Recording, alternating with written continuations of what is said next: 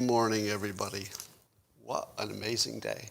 And today will be one of the best Coffees with Scott Adams ever because we have fun topics.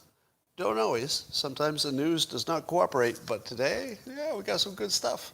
It's worth staying around for, and all you need to make this a special day. Well, I think you know. All you need is a cup or mug or a glass, a tankard, chalice, or stein, a canteen, jug, a flask, a vessel of any kind. Fill it with your favorite liquid. I like coffee.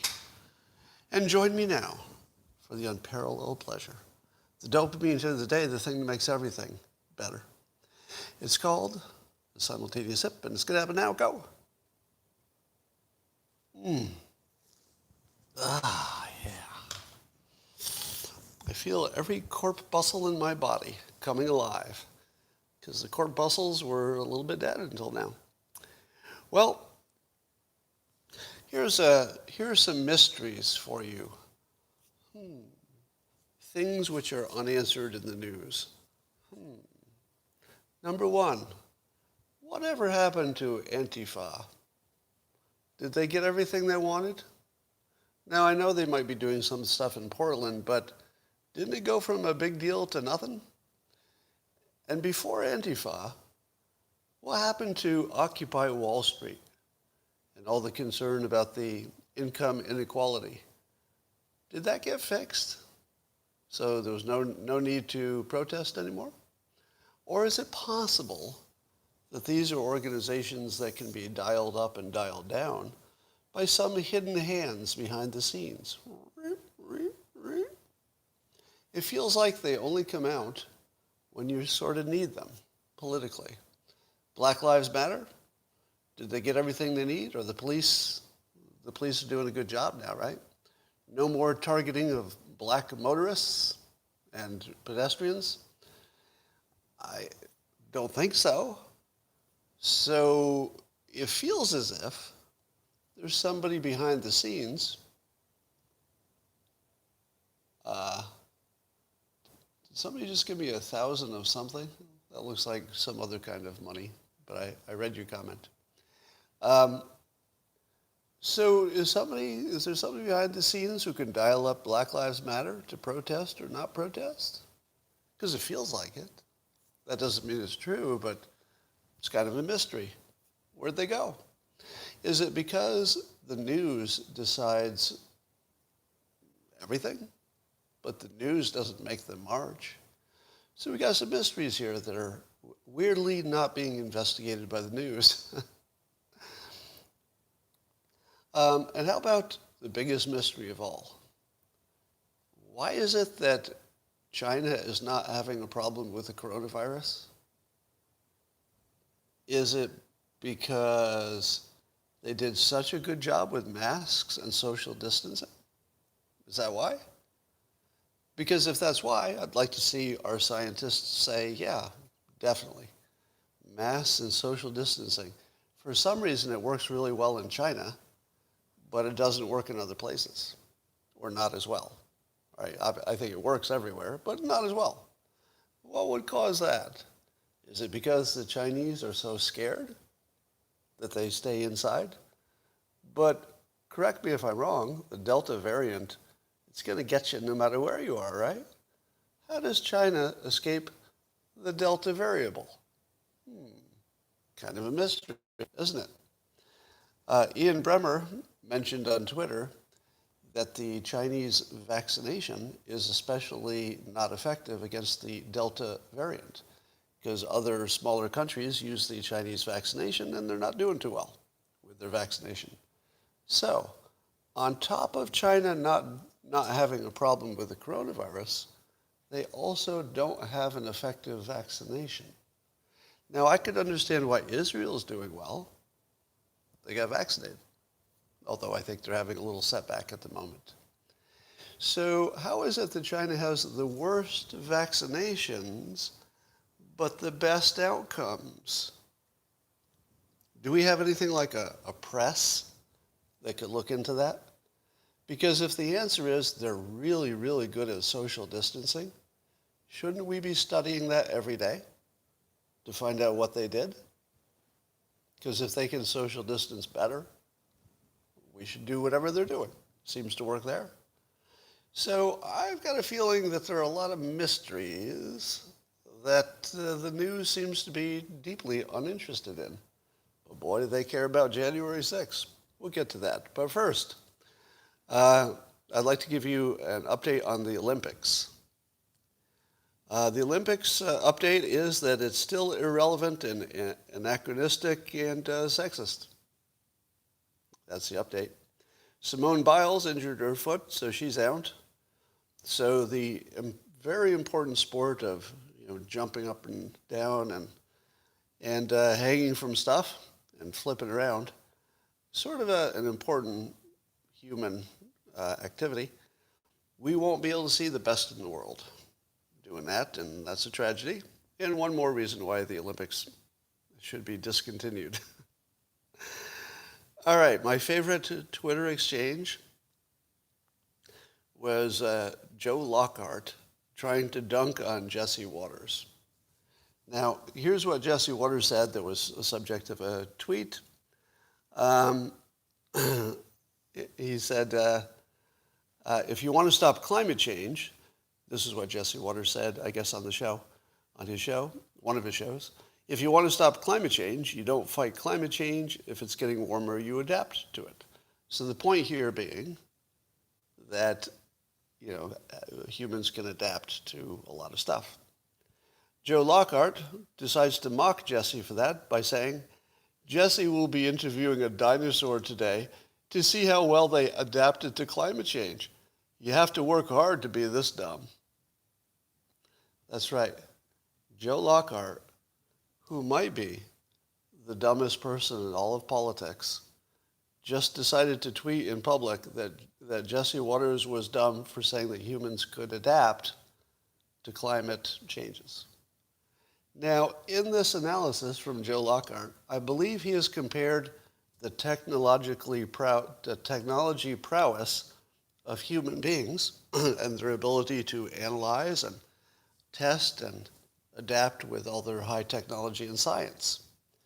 He is comparing this to the high-tech science of dinosaurs and saying, well, if the dinosaurs with all their high-tech abilities couldn't adapt, how in the world can you expect a human to do it, Jesse? You fool! Gotcha. I got you, Jesse. If the dinosaurs couldn't do it, how can a human do it? I mean, common sense. Just use your noggin, Jesse. Come on. Think a little harder. If the dinosaurs couldn't pull it off, how can humans? I mean, really, same thing. Humans, dinosaurs. Now, I think that Jesse did make a mistake in his analysis because he's overlooking the dinosaur technology. But I've looked into dinosaur technology, and if you've ever looked at dinosaur Twitter, terrible user interface. Yeah, the dinosaurs were terrible at the user experience. And if you've ever seen a dinosaur iPhone, it was hard for them to assemble them because their hands are just like tree trunks. And so they're trying to assemble iPhones, and really, it's more like a flat rock. I mean, you could call it an iPhone, but it's a dinosaur iPhone. It's a flat rock. And you could try calling people on it, but it's not going to work. It's not going to work. So dinosaur technology, very bad. Just thought I'd let you know. Here's a good follow on Twitter. I like to recommend people who are especially interesting consistently. Raul Davis, CEO branding expert. You can find him at CEO_branding on Twitter. But he tweeted this. He said, Harvard study shows up to 25% of people fear needles.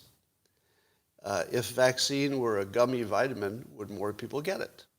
Now, have you heard even one person say to you that they wouldn't get the vaccine because they're afraid of needles? In the comments, has anybody either made that decision themselves, or have you heard anybody? Oh, I see one yes. I see a yes, a friend. Wow. Holy cow. Maybe more than I thought. So people would put their fear of the needle above their fear of the coronavirus. Okay, well, 3 friends and a dad, wow. Interesting. Now, these would be the same people who do get vaccinations, right? They get the standard vaccinations for being in school and whatever. So they must have a way to get past the needles if they have to. But apparently, if it's optional, they're not going to do it. So I love this question. And this is why you should follow Raoul Davis, because he gets to the persuasion and marketing and branding stuff. He's real good at drilling down on that stuff. So here's my question. And I'm going to talk about persuasion technique. You're going to read into this more than I intend. I'm not trying to persuade you to get vaccinated. Remember, I think that would be unethical because I could do it. I could persuade people to get vaccinated. I do have that skill, and I do have a voice, right? So I could convince some people if I wanted to do that, but I definitely don't want to do that. You know, I see other people doing it. It makes me very uncomfortable. I get why they're doing it. They're well-intentioned. But it just feels so unethical. You know, I'm not a doctor. Talk to your doctor. I don't know what your risk is. Anyway, I say that too often. But I do like to talk about the persuasion, dimension of how would you, just for the intellectual experiment, how would you convince people who are hesitant? The first thing you would have to know is that people are hesitant for completely different reasons. And therefore, your persuasion game would have to be crafted for each of those segments. And I would say that the people who are worried about the vaccinations and they're worried about the needle, you would need something targeted for them. And I'll just throw out an idea, because you would have to test a bunch of ideas against people to find out what actually worked. So the best you can do as a persuader is usually just try something, see what the response is, and then try something else if that didn't work. So it's usually trial and error kind of a process. But here's one thing I would ask. How many needles do you think you'll get if you get hospitalized? And I don't know what the answer to that is. Can somebody give me an estimate? Maybe some of you have been hospitalized for COVID. Has anybody here been hospitalized for COVID? There'd be a few needles, right? At least the IV. I'm seeing some. Nope. No, but depends if you get the IV, I guess. Yeah. Yep. No needles. Chance of dying. Yeah. So you would multiply your chance of dying times how bad it is to get an expected value, and well, that didn't make sense. But forget about that point. All right. So because people are irrational. Fear is largely irrational, wouldn't you say? Fear of a physical needle, would we all agree that's 100% irrational? Because the needle's never hurt anybody.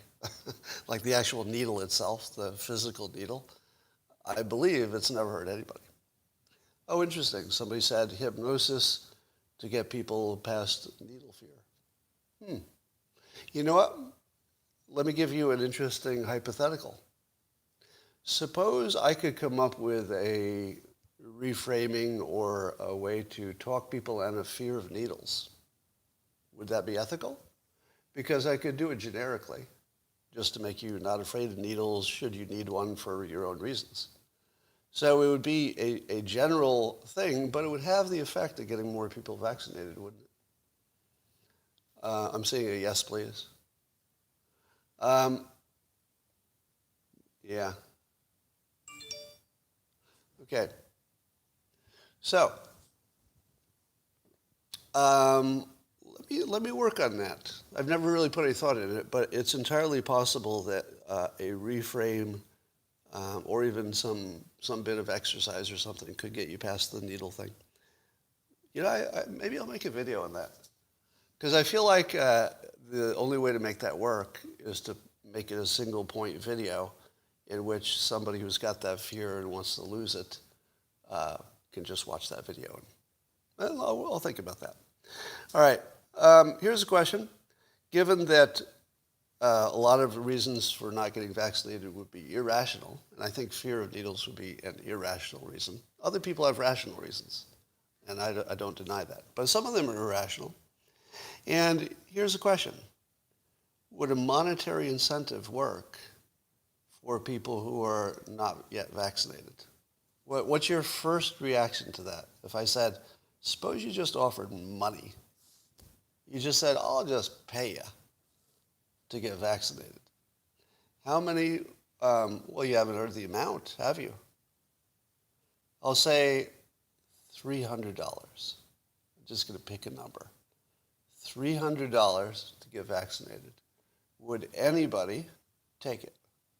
Oh, I see a couple of yeses. So I'm going to ask only the people who are unvaccinated and maybe we're planning to stay that way.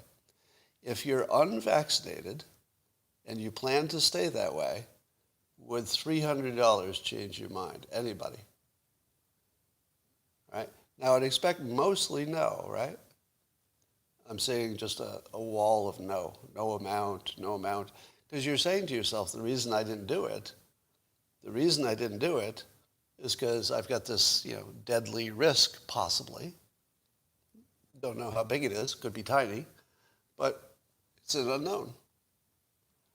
I see somebody who say yes for 1,000. I doubt we could get to 1,000. Right. All right, here's a little persuasion tip for you. All of you are answering rationally, I believe, which is to say, in public, if somebody says, would you give up your belief about vaccines for $300, almost nobody will say yes to that in public, predictably, right?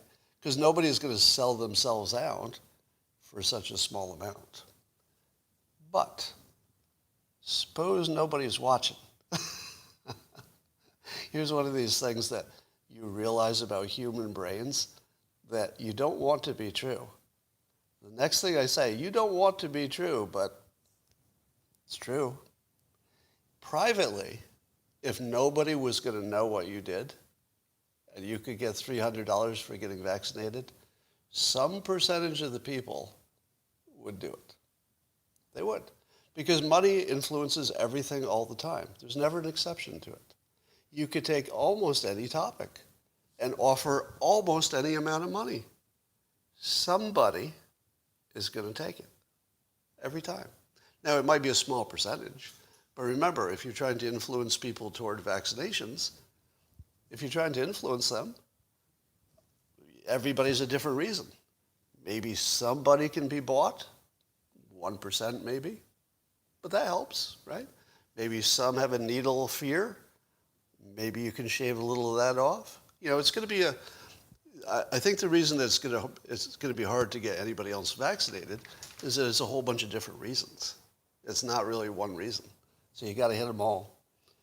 All right. Let me ask you this. Would it be illegal or even impractical for health insurance companies to start charging more for the unvaccinated? I'm not recommending it. It's not a recommendation, just a question. Would that make a difference? Suppose your insurance, and why wouldn't they, really? Now, somebody says it's illegal, and I would point out that the government makes the laws, right? So let's say it's illegal. Congress can change that, right? They're mostly private entities. Can't they set their prices based on their expenses? If they know that it's going to cost them more, why not?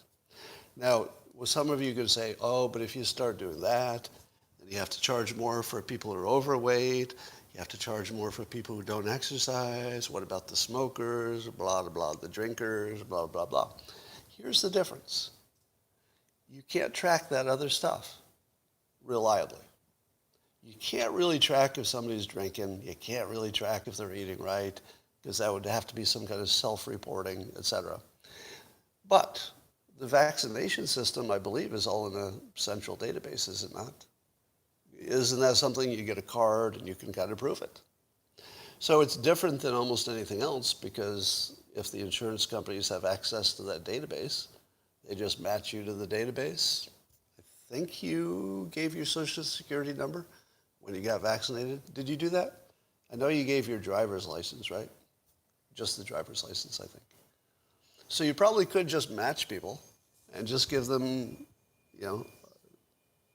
just give them a higher price if they're unvaccinated, if that corresponds to your actual expenses.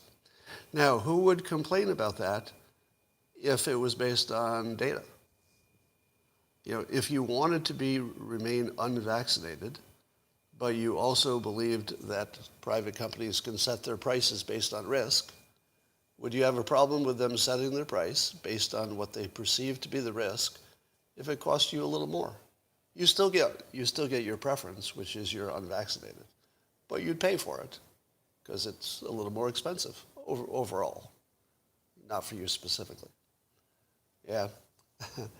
All right, I did a very unscientific poll, a series of them, a competition with brackets to see who you trust the most for pandemic opinions.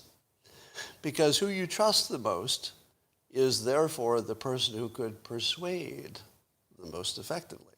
Sort of a hypothesis. The hypothesis is that whoever you trust the most is also the most persuasive. So here are the names that I put in my highly unscientific poll, and I'll tell you why it's just completely polluted with polling errors. But I first asked people just to tell me who they were getting their information from, and that seeded the actual poll itself. So the names that came up the most were Governor DeSantis, Tucker Carlson, Brett Weinstein, Dr. Scott Atlas, Dr. Fauci, Alex Berenson, Trump, Steve Bannon, Dr. Sanjay Gupta, I threw him in there so we'd have a CNN doctor, Peter Navarro, Nassim Taleb, and then I put myself there because I talk about this a lot.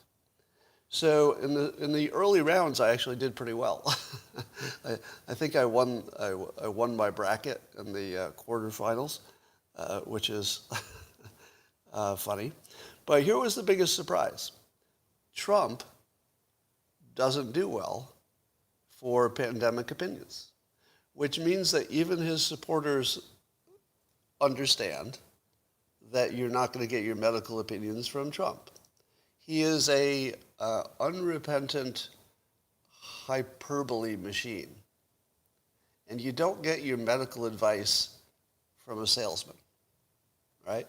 You can love Trump and love his way, and his sort of perpetual optimism and win at all costs and everything. You can like that, but it's not free, right? It's not free. What comes with it is that he's not the best voice for medical decisions. You can love Trump and still say he's just not where I'm going to get my medical advice. It's just the wrong place.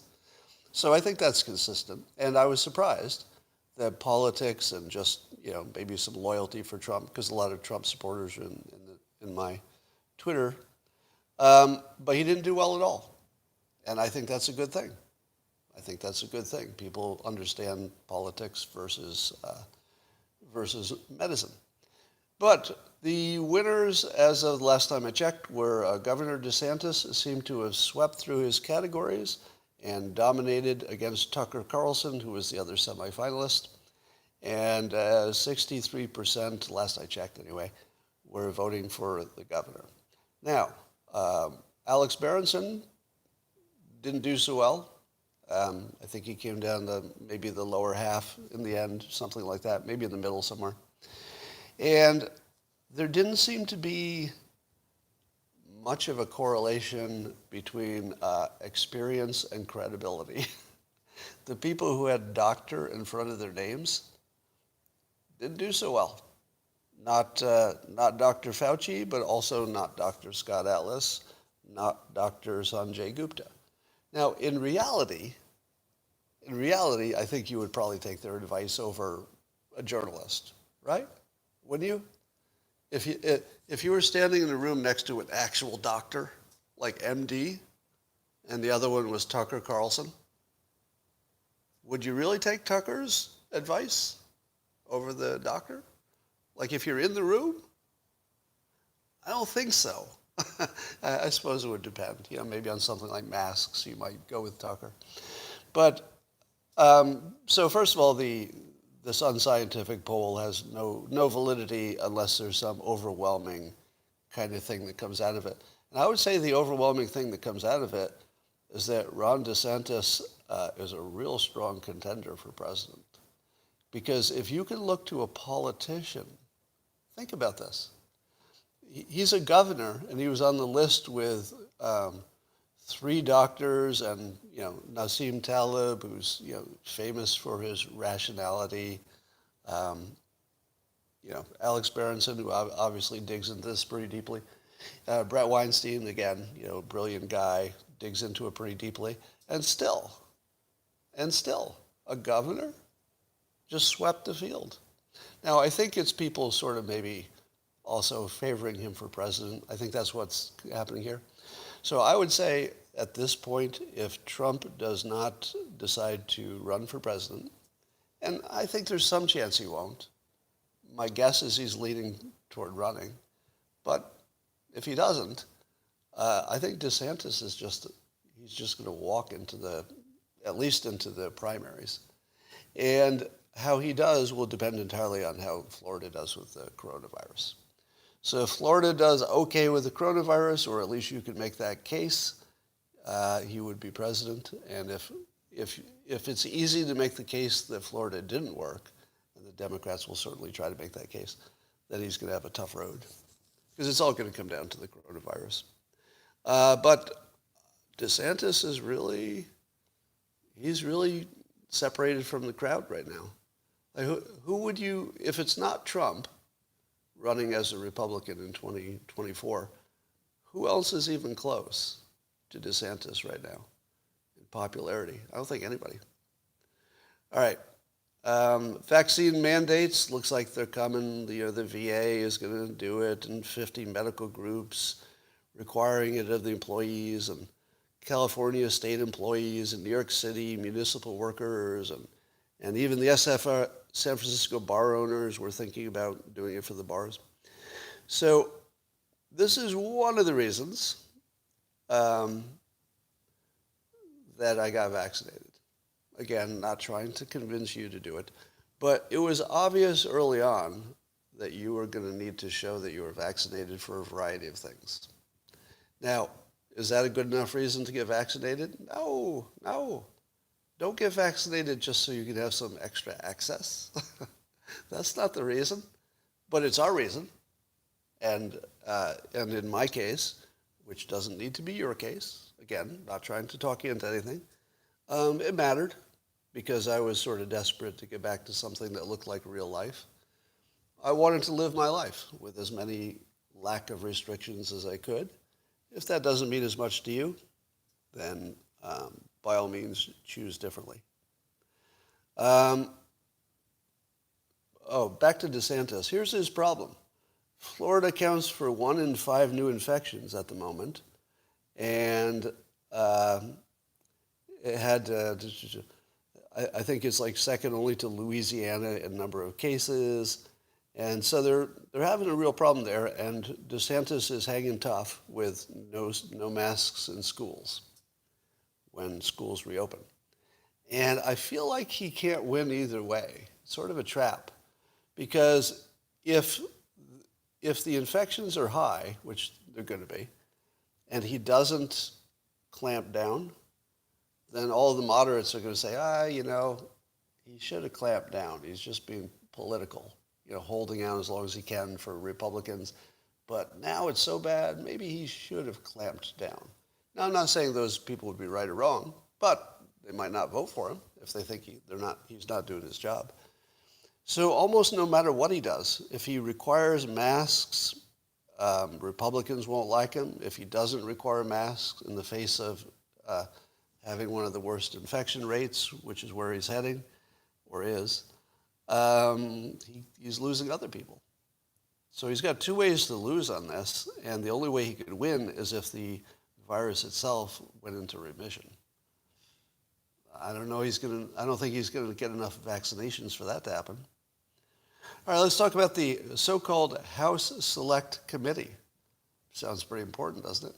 This is the people looking into the January 6th thing, which the Republicans describe as a partisan sham. So is it the House Select Committee, or is it the Partisan Sham Committee? I think we should brand this the Partisan Sham Committee. Two Republicans that Nancy Pelosi put on it are the two most anti-Republican Republicans, Liz Cheney and Adam Kinzinger, guaranteeing that whatever result will not be credible. Now, why would you put together such a high visibility thing? The Pelosi Select Committee, yes, that's what it is. Pelosi selected them. How can you do such a high visibility thing that's just guaranteed to be a bullshit partisan sham? How does that help Democrats? The answer is a lot.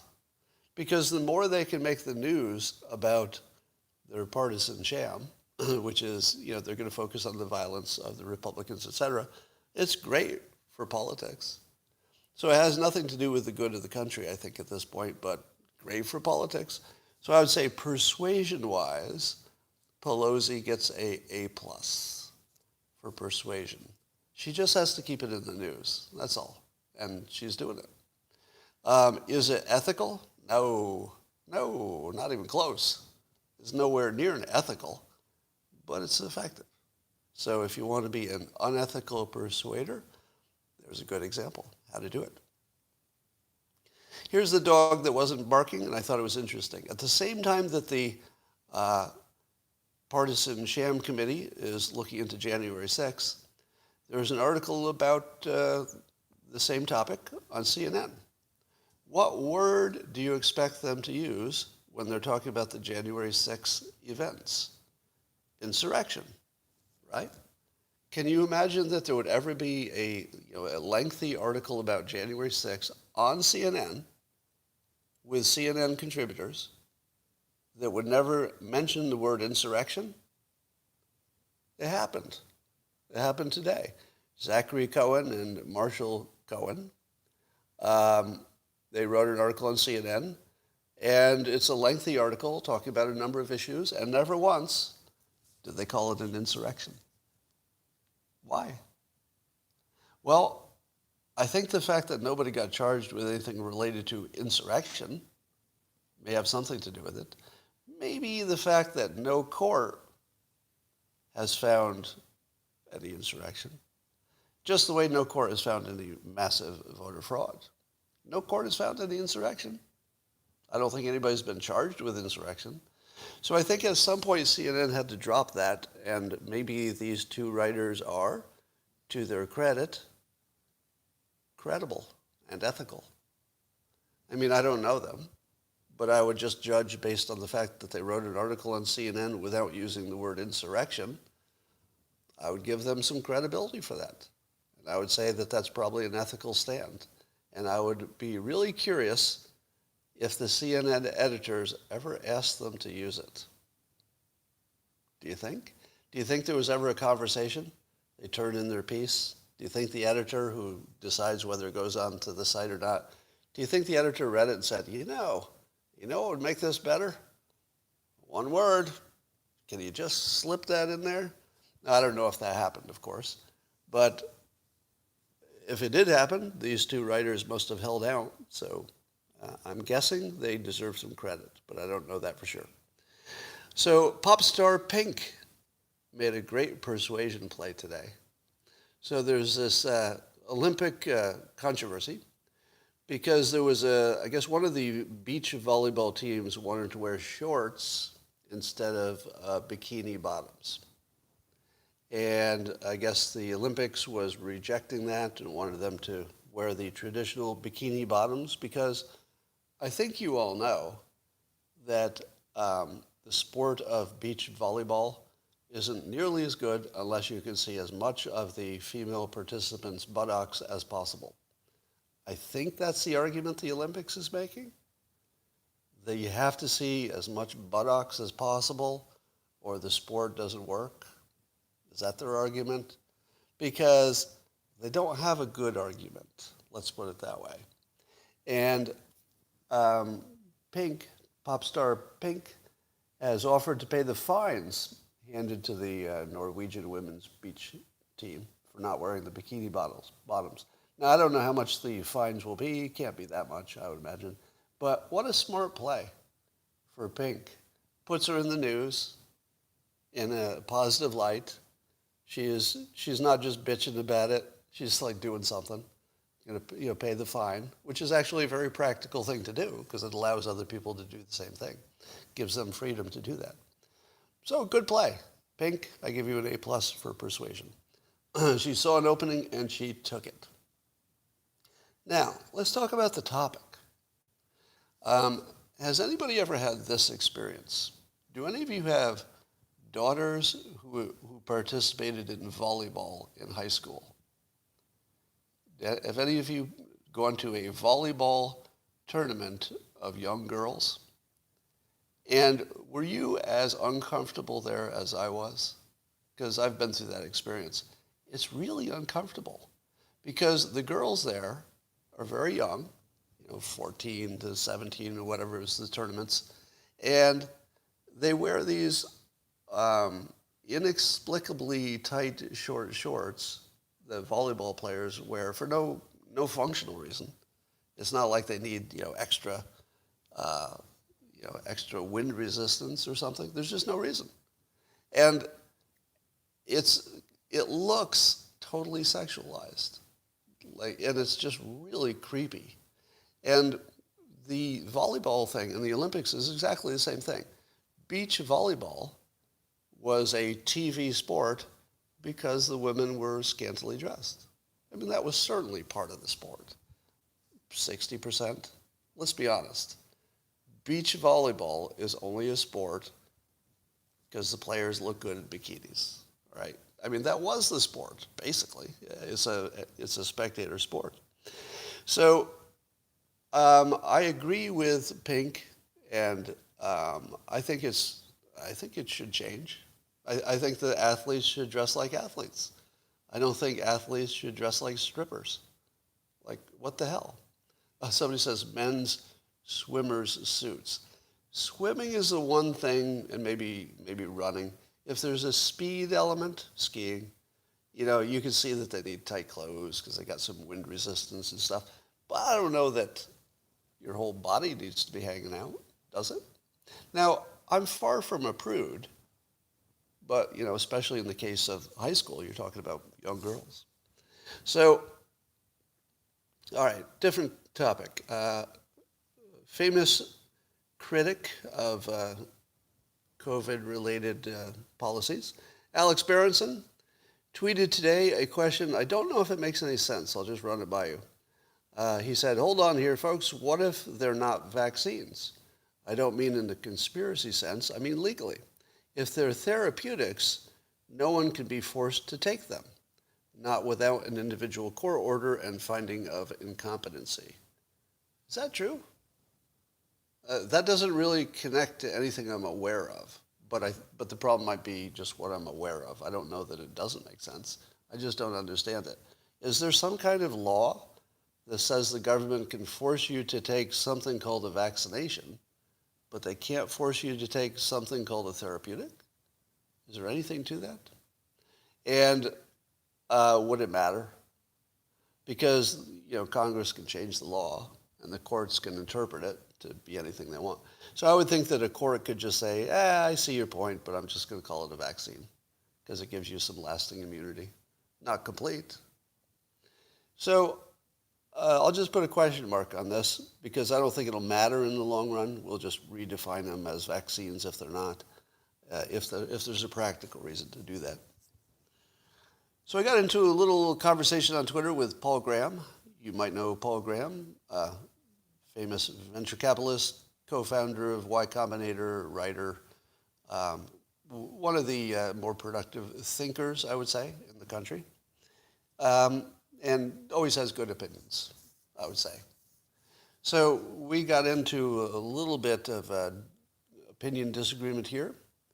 I think I tweeted something about how people don't trust scientists, and politicians and social media, et cetera. And that's why they don't get vaccines. They don't trust the scientists or don't trust science. And Paul Graham tweeted this. He says, if you think you don't trust scientists, you're mistaken. You trust scientists in a million different ways every time you step on a plane, or for that matter, turn on your tap or open a can of beans. The fact that you're unaware of this doesn't mean it's not so. So, do he and I really have a disagreement? Not really. We're sort of into word thinking here. But I said I trust engineers. Because an engineer needs to keep that airplane in the air every time, right? The engineer has to get it right every time. And so they don't do anything unless it's been tested to death, right? That's what engineers do. So by the time an engineer tells you something works, it works. I mean, not every time, but pretty close. I mean, that's what engineering is. But scientists, by their nature, are flailing around with hypotheses and testing things, and 50% of the peer-reviewed studies end up to be bullshit, right? So science is working in the speculative, just guessing, hey, this looks like a good trial, let's try this kind of realm. Of course they're going to make more mistakes. And even when they've done something like create a vaccine, they still don't disagree. They don't still agree on everything, right? There's always going to be some scientists on the other side. I would say there's more likelihood of a vaccine having a side effect than there is of an engineer building a bridge that falls down. So I tend to trust engineers, but not so much science or scientists, although science as a process is the best one we have, right? You don't have to trust something. You can still say it's the best you have, if it's the best you have, and science is the best we have. It just has lots of, inefficiencies, like lots of things. So Claire Lehman weighed in and on the side of, well, I don't know, maybe just making her own point, and said that science, technology, and engineering and mathematics, STEM, are grouped together for a reason. To which I said, the reason is not based on their similar levels of credibility. Yeah, there's a reason, but it's not relevant to the discussion. Anyway, I think this was just word thinking. I don't think any of us would disagree if we're standing in the same room talking about it. Michael Schellenberger points out, there's a Forbes article, that Germany's renewable experiment is over, he says in a tweet. So Michael says that by 2025, Germany will have spent $580 billion to make electricity nearly 2 times more expensive and 10 times more carbon intensive than France's. Not so good. Now, I would say that Germany has one gigantic management problem. I don't think Germans are irrational, but they're kind of caught in this whole Holocaust legacy, where if you're Germany, I think you have to be better than good people. Like, I think you have to be the greenest of the green, the most anti-racist of any anti-racist, the most progressive in whatever ways make sense. I feel as if they got trapped by their own history, that, they can't tiptoe into renewables. They've got to be like, oh, we're so green, we're the greenest of green, we'll save the world. Yeah, we tried to destroy the world, but we're saving the world now. We're going to save the world. And I feel like that skews their decision making. And if you say to me, hey, I want Germany to have a bunch of nuclear power plants, it just sounds a little scary, doesn't it? If you've got the specter of World War II is still in your mind. I don't know how much nuclear anything I want them to have, but I assume they have nuclear power. But there's a guilt issue that I think is affecting their decision making. Don't know for sure, but I would speculate that to be the case. Seems reasonable. All right. Have I covered everything? Why did the Germans import Muslims by the millions if they care about anti-Semitism? Obviously, they don't want to be racist. Was that a hard question? I think you overpaid for that. Oops. Wow, these comments are flinging by. Yeah, Germany does have nuclear power, but they're going as green as they can go. I think they were looking to close their nuclear plants if they could do it. Like Bill Nye, the engineer guy, yeah. Need to call it new generation nuclear or something that improves the framing. Yeah, I still like Generation 4. All right. How the hell is Merkel still in charge? Good question. There's nothing green about wind turbines and solar panels. They are a problem in a number of ways, yes. Your response to anti-Semitism and Muslims did not make sense. Could you clarify? In what way do importing racists into your society? Well, Muslims are not presumed to be racist. That's it. Why would you presume anybody's racist? Just because some members of a group are clearly racist, that's every group. So, and here I'm being devil's advocate. I'm taking Germany's point of view.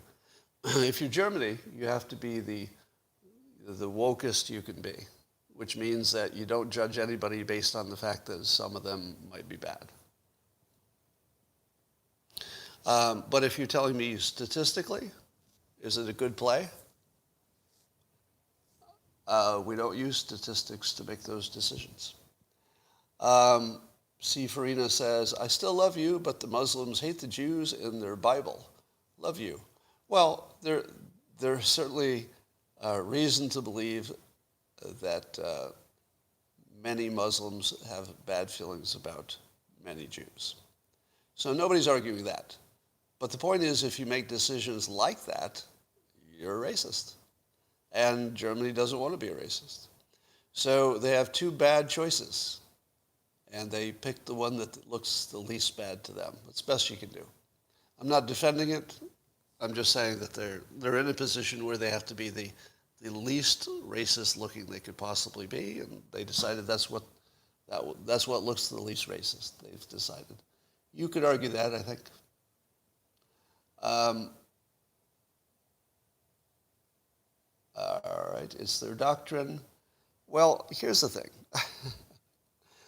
I get the idea that, especially in other countries, Muslims have an attitude about Jews that's just not going to go away, and it's not good.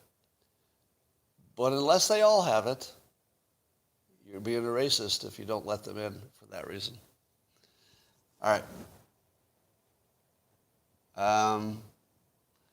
It's a slippery slope. I'm not saying it's not dangerous. There's a certain risk that you take on with any mass immigration, and they've decided to take that risk. All right, that's about all I got for today. I'm going to go do some other stuff, and I will talk to you tomorrow.